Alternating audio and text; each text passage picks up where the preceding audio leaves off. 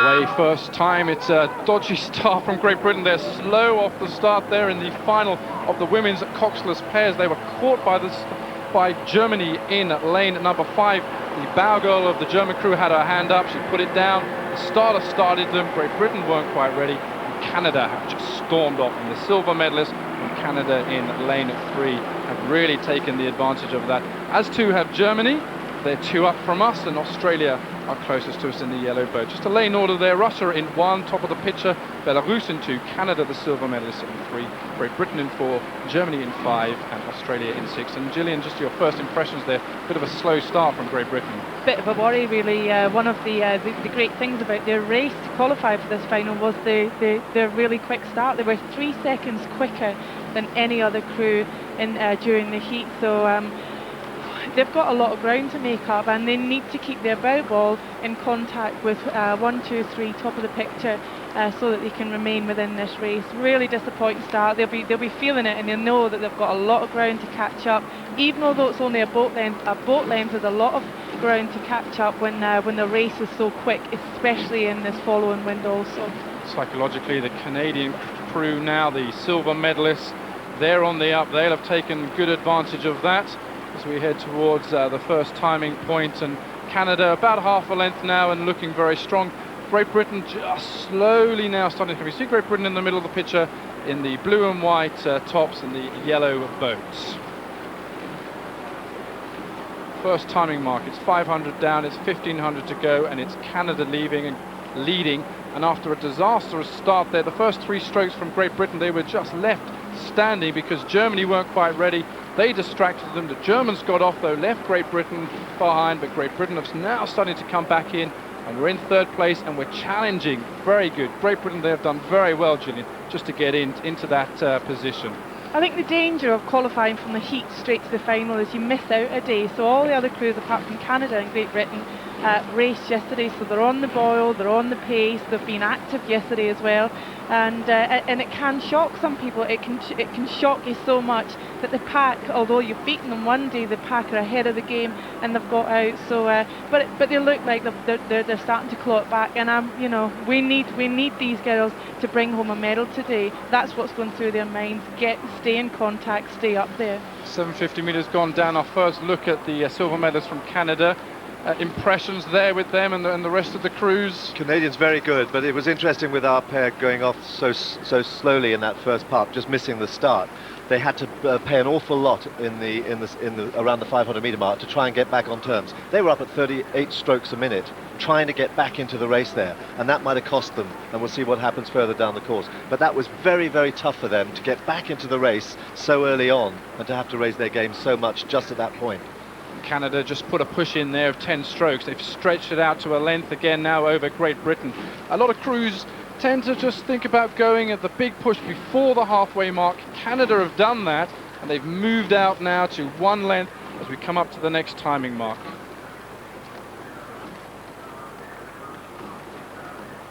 And we're through now. It's 1,000 down. We're halfway, and Great Britain currently says they're in 3rd place. They've moved through 2nd, 3rd, but no doubt who the leaders are by about a length. Canada, the silver medalist. An interesting first 500 metres. The crews settle in the second 5, and now in this third 500 metres with Canada just starting to look more and more impressive. Great Britain have to really turn the screw. They need to find just that little bit more inspiration and think, start the race again here now. A clean start, a fresh start, and just attack the stern of Canada, because at the moment that must be disappearing out of the view of their right-hand side. What you're seeing is positions 2, 3 and 4, they're all sticking together. Not any one of these crews behind the Canadians are making a mark. They're sticking, and one of the rules, when you've got a brilliant race on the go, one of the rules we're always told is never stick, because people cling on to you, and then what goes through your head is negative thoughts, unlike the Canadians that are so far out in front, and they're having a completely different race compared to 2, 3 and 4 across the screen here. At the moment down, we're looking to be racing really for the bronze medal, because Germany have come back again. Germany were quick in the first 500. not so good in the second 5, coming strong in the third 5, and really putting pressure on Great Britain there. Yeah, look at the top of the screen too. Belarus, they're trying to attack Belarus again. And Belarus at the top of the picture there, sitting in second place. We've had good battles with Belarus over the last couple of years. They've been they were third in the World Championships last year. They're moving well, but we do have a habit of catching them just on the line. And I think that's what's running through the minds of the British girls as they come into this last section of the race. So we're into the last 500 metres, the final of the women's coxless pairs, and Canada are dominating it. They've dominated it from about the 750 metre mark when they pushed away from the rest of the field, and they've just looking very, very strong. It's left a chasing pack really moving for the silver medal, and Great Britain have got to watch out for that bronze. And Gillian, it hasn't really gone the way that Great Britain were hoping today. Definitely not, absolutely not. They thought they were going to be up there with Canada. And what we also have to remember is Romania. Romania aren't here, and Romania, I would say, are quicker than Canada at the moment. They've shown brilliant form. One of the Romanian girls is ill at the moment and they've dropped out, so that's also another consideration for Kath and Catherine. They have just gone, but have they left it too late? They can't afford to sprint now, and it's still payback time from that start. You say that, have they left it too late? I think they might well have done, because Belarus there at the top of your picture, they've just said to Great Britain, right, if you're not going to take this race on, we've got 250 metres to go, we're going to go, and they've already got the length back. There was clear water between Belarus and Canada, and now Belarus are tracking there, hunting down the Canadians, and they might just do it. Great Britain, where are Great Britain? Well, they're a length down on Belarus here, and they're struggling, as I've said, for the last sort of 200 metres or so, 300. They're going to be struggling for the bronze medal here. It's a tough event. They've got another 7 weeks to try and regain this ground again, but they have to go away and they have to be positive within themselves that they can do it. This result is turnaroundable, but what a day for Belarus, what a day for Canada. So we've got 100 metres remaining in the final of the women's coxless pair. Canada holding on now as the crews start to come back, but they've done enough in that middle 1,000 metres to hold off the big push from Belarus in lane number 2. Great Britain are pushing and fighting against Germany, and Great Britain will hold on to the bronze medal.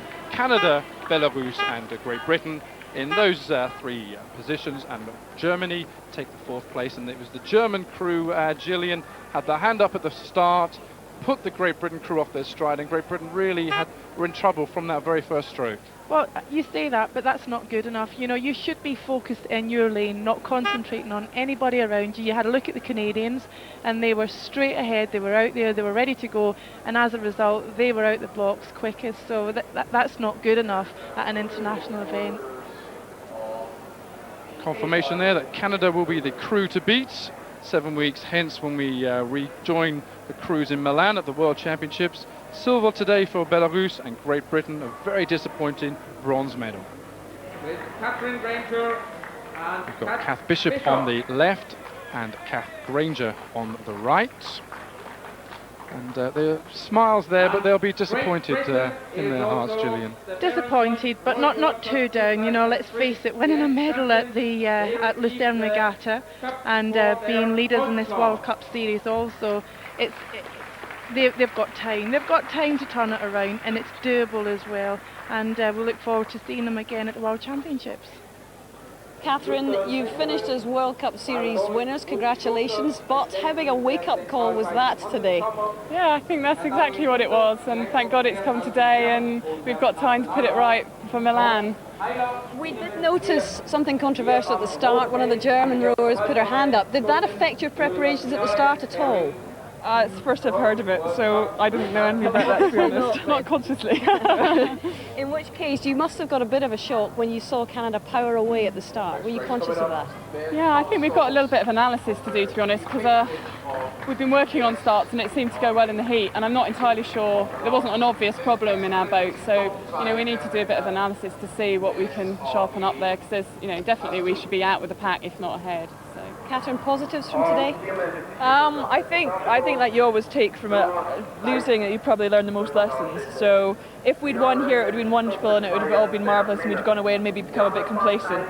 To come here and lose, it's very bittersweet. We hold on to the World Cup leading jersey, which is fantastic for us, first time we've done it.